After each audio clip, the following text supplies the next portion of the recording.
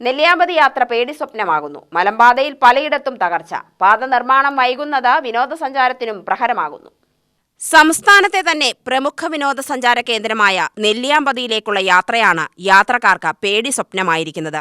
പലയിടത്തും മലമ്പാതയിൽ മണ്ണിടിച്ചിലും വിള്ളലും രൂപപ്പെട്ടിരിക്കുന്നത് വിനോദസഞ്ചാരികൾക്ക് മാത്രമല്ല, പ്രദേശത്തേക്കുള്ള യാത്രക്കാർക്കും വലിയ ദുരിതം സമ്മാനിക്കുകയാണ്.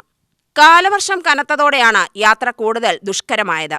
2017 പ്രളയത്തിൽ തകർന്ന പാത പോലും പൂർണ്ണമായും ഇപ്പോഴും നന്നാക്കാത്ത അവസ്ഥയാണ്.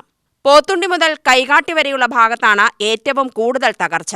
ഇതിലൂടെയാണ് വിനോദസഞ്ചാരികളും വിദ്യാർത്ഥികളും തോട്ടം തൊഴിലാളികളും നിത്യേന യാത്ര ചെയ്യുന്നത്. ബസ്സുകളും സ്വകാര്യ വാഹനങ്ങളും ഇതിലൂടെ കടന്നു പോകുന്നത് ഏറെ ഭയപ്പാടോടെയാണ്.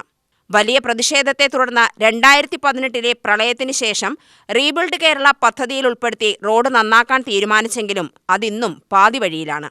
നെല്ലിയാമ്പതി പാടഗിരി വരെ 30 കിലോമീറ്റർ നവീകരിക്കാനുള്ള പദ്ധതിയാണ് പാതിവഴിയിൽ നിലച്ചിരിക്കുന്നത്.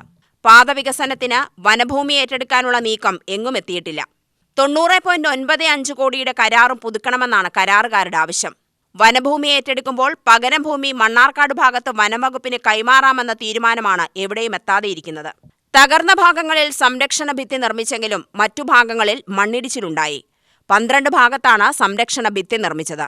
മറ്റു ഭാഗങ്ങളിൽ ചുവപ്പുനാട കെട്ടിയും കുഴൽ വെച്ചുമാണ് നിലവിൽ യാത്രക്കാർക്ക് മുന്നറിയിപ്പ് നൽകുന്നത്. മഴ കനക്കുന്നത് ഇവിടങ്ങളിലെ കുന്ന് ഇടിയാനിടയാക്കുമെന്നാണ് നാട്ടുകാരുടെ ഭയം. അതേസമയം നവീകരണ പദ്ധതിക്ക് അംഗീകാരം ലഭിച്ചതായും പണി ഉടൻ ആരംഭിക്കുമെന്നും കെ ബാബു MLA അറിയിച്ചു. UTV news, Palakkad.